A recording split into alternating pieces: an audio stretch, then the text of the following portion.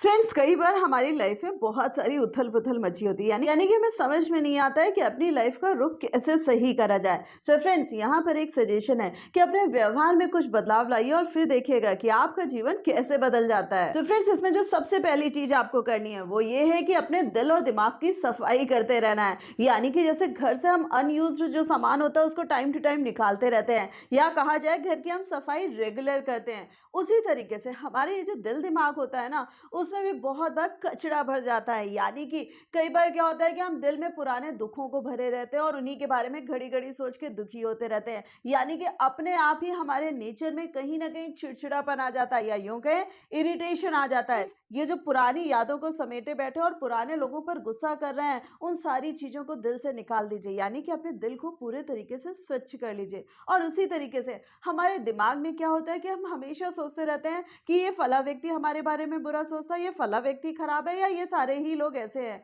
So friends, अपने दिमाग को भी ये क्लियर कर लीजिए कि हर एक के पास इतना टाइम नहीं होता है कि हर घड़ी वो आपके लिए सोचता रहे। सो फ्रेंड्स, ये जो दिल दिमाग को डिस्टर्ब करके हम अपने बिहेवियर में डिस्टर्बेंस ला देते हैं, यानी कि कहीं ना कहीं हम एबनॉर्मल तरीके से बिहेव करते हैं, हर एक को अपना दुश्मन समझते हैं या हर एक को अपने अगेंस्ट समझते हैं। फ्रेंड्स, कहीं कुछ ऐसा नहीं होता है। आप जिसको जैसी इंपॉर्टेंस देंगे अगला वैसा ही होता है, और वो जैसा है वो बना रहे। आप अपने बिहेवियर को नॉर्मल रखें, यानी कि खुलकर जीना सीखें और दूसरों के बारे में फालतू में सोचना ही नहीं है। इसी के साथ साथ फ्रेंड्स, कई बार कुछ लोगों को ये कंफ्यूजन होता है कि वो इतने साफ दिल के हैं कि उन्हें जैसा लगता है वो वैसा ही रिएक्ट कर देते हैं। यानी कि उन्हें गुस्सा आ रहा है सो गुस्से में रिएक्ट करते हैं, हंसना आ रहा है सो वैसे रिएक्ट करें। एक तरीके से देखा जाए सो कोई दिक्कत नहीं है। बट फ्रेंड्स, कई बार ये भी तो होता है कि हर जगह आपका गुस्सा झेलने वाले लोग नहीं होते, हर जगह आपको समझने वाले लोग नहीं होते हैं। सो आपको क्या करना है, समय को देखते हुए, परिस्थिति को देखते हुए वैसे ही रिएक्ट करना और अपने इमोशंस को भी वैसे ही कंट्रोल करके रखना है। इसी के साथ साथ फ्रेंड्स, नेक्स्ट पॉइंट आ रहा है कि कई बार क्या होता है कि सामने वाले लोग हमें नेगेटिव करने के लिए काफी होते हैं।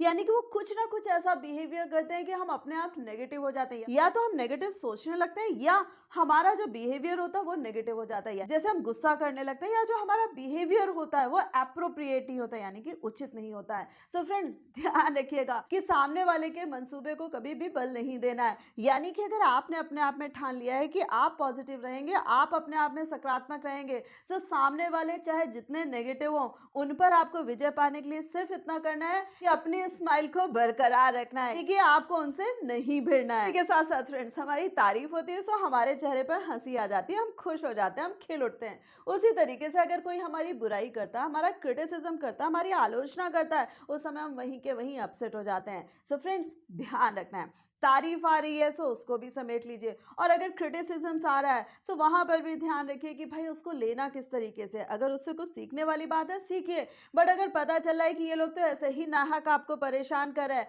सो वहां पर भी मैं कहूंगी कि वहां तवज्जो देने की जरूरत नहीं है। अपने आप को बिल्कुल मस्त रखिए। इसी के साथ साथ फ्रेंड्स, जो मस्त वाला एटीट्यूड है, यानी कि जिस समय जिस जगह पे हैं उस जगह को एंजॉय करिए, वहां पर जो लोग हैं उनकी कंपनी को एंजॉय करिए, उनके साथ रहिए। ना उसके पहले का कुछ सोचिए और ना ही उसके कुछ पीछे का सोचिए, यानी कि वो जो मोमेंट है उसको पूरे दिलो जान से जी लीजिए। सो फ्रेंड्स, जब हम हर मोमेंट को जीने की कोशिश करते हैं और यही अपनी लाइफ का फलसफा बना लेते हैं, सो फ्रेंड्स, हमारा जो बिहेवियर होता है वो अपने आप ही बदल जाता है। यानी कि उसमें जो खुशियां होती हैं वो अपने आप ही आने लगती हैं। इसी के साथ साथ फ्रेंड्स, किसी को आप पसंद करते हैं नहीं पसंद करते हैं, बट आपके घर पर कोई आता है, आपसे मिलने कोई आता है, सो फ्रेंड्स वहां पर भी एटिकेट्स मत भूलिए। यानी कि कुछ लाइफ के प्रोटोकॉल्स होते हैं कि ये लाइफ में मैं करता हूं और ये लाइफ में बिल्कुल नहीं करता हूं। आपके घर में कोई आ रहा है, सो भले ही उस मीटिंग को शॉर्ट रखिए, लेकिन उससे जो मिलने का तरीका है वो जरूर उचित रखिएगा। उसी के साथ साथ फ्रेंड्स, कभी भी किसी से मिल रहे हैं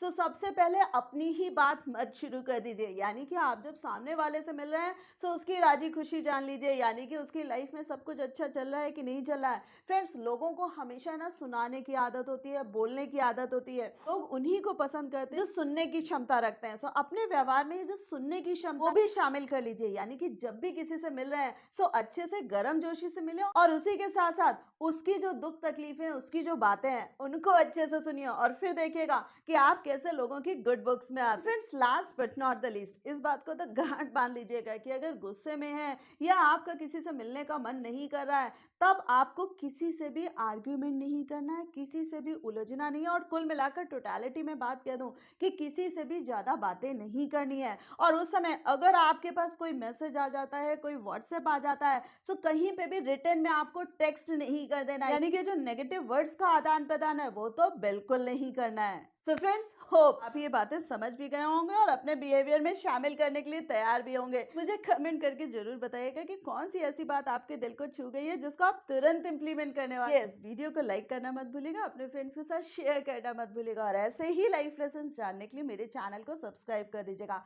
so thanks a lot for giving me this much time.